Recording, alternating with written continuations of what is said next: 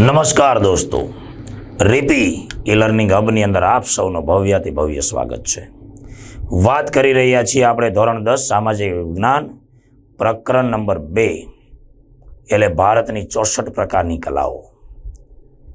એ કલાઓની અંદર આજે આપણે વાત કરવાની છે ભારતની ચિત્રકલા. આમ તો ભારતની અંદર અનેક પ્રકારની કલા કારીગરી, પણ એમાં જે ચિત્રકલા છે એ મહત્વનો ટોપિક છે. હવે હું અહીંયા કલમ દવાતનો ઉપયોગ કરી લઉં છું. ભારતની ચિત્રકલા, શિલ્પકલા, સ્થાપત્ય કલા, સંગીત કલા, નૃત્ય કલા અને નાટ્ય કલા. તો શિલ્પકલા એટલે પથ્થરો પર કોતરણી કરી અને અલગ અલગ પ્રકારના શિલ્પો બનાવવા, એને શિલ્પકલા કહેવાય. અને પ્રાચીન સમયના રાજમહેલો જે બન્યા, મંદિરો, મસ્જિદો, ચૈત્યો, વિહારો, ગુંબજો જે બન્યા, એ સ્થાપત્ય કલા કહેવાય છે. તો એમાંથી આપણે આજે વાત કરવાની છે ભારતની ચિત્રકલા.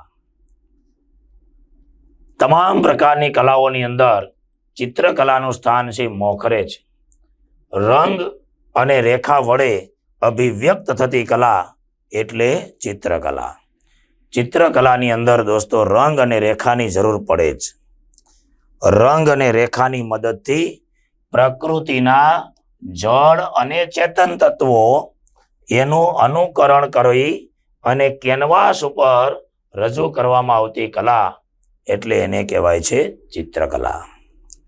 પ્રકૃતિના જે સજીવ અને નિર્જીવ તત્વો છે એ સજીવ અને નિર્જીવ તત્વોનું અનુકરણ કરવામાં આવે છે અને એનું અવલોકન કરી અને એને આધારે ચિત્ર બનાવવામાં આવે છે. રંગ અને રેખાનો એની અંદર ઉપયોગ થાય છે. 5000 વર્ષ જૂની આ ચિત્રકલા છે. હડપ્પીય સંસ્કૃતિના અવશેષો પ્રાપ્ત થયા, એની ઉપર પણ ભારતીય ચિત્રકલાના નમૂનાઓ તમને જોવા મળે છે. ભારતનું જે પુરાતત્વ ખાતું છે એણે અનેક વખત દેશના જુદા જુદા ભાગોની અંદર ઉત્ખનન કર્યું છે અને એ જે ઉત્ખનન કરવામાં આવ્યું છે એમાંથી ચિત્રકલાના ઘણા બધા નમૂનાઓ મળી આવ્યા છે. ખાસ કરીને આદિ માનવે ગુફાઓની અંદર પશુ પક્ષીના ચિત્રો બનાવ્યા, એના નમૂનાઓ પ્રાપ્ત થયા છે મધ્યપ્રદેશના ભીમબેટકામાંથી. હેતુલક્ષી પ્રશ્નો માટે આ ખાસ ધ્યાન રાખજો, મધ્યપ્રદેશનું ભીમબેટકા. ત્યાંથી આદિ માનવે દોરેલા ગુફા ચિત્રો પ્રાપ્ત થયા છે. અને હડપ્પીય સંસ્કૃતિના લોકોએ માટીના વાસણો પર વ્યવસ્થિત ભૌમિતિક રેખાંકનો અને ફૂલ છોડની ભાત પાડેલી છે.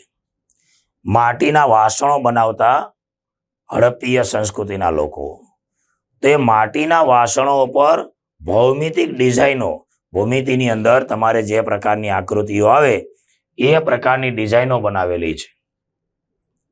ફૂલ છોડની ડિઝાઇનો બનાવેલી છે. અજંટા ઇલોરાની ગુફાઓ મહારાષ્ટ્રના ઔરંગાબાદ જિલ્લાની અંદર આપણે જોવા માટે જઈએ તો ત્યાંથી પણ ચિત્રકલાના અદ્વિતીય નમૂનાઓ પ્રાપ્ત થયા છે. અરે આપણી વાત કરીએ તો આપણા ઘરની અંદર કોઈ શુભ પ્રસંગ હોય ત્યારે સ્વસ્તિકનું ચિત્ર બનાવીએ છીએ. બધું કામ સ્વસ્તિકથી જ શરૂ થાય એ રીતનું સ્વસ્તિકનું ચિત્ર બનાવીએ છીએ. કળશનું ચિત્ર બનાવીએ છીએ, ગણેશજીનું ચિત્ર બનાવીએ છીએ લગ્ન પ્રસંગો વખતે. તો એ પણ એક પ્રકારની ચિત્રકલા છે. Thank you. Good bye.